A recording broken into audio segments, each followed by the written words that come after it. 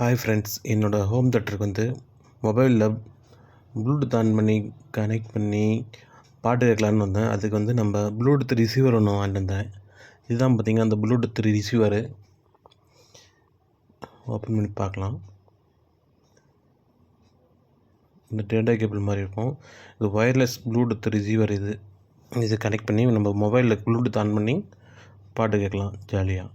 இந்த வீடியோ உங்களுக்கு பிடிச்சிருந்தால் லைக் பண்ணுங்கள், ஷேர் பண்ணுங்கள், சப்ஸ்கிரைப் பண்ணுங்கள். Thank you.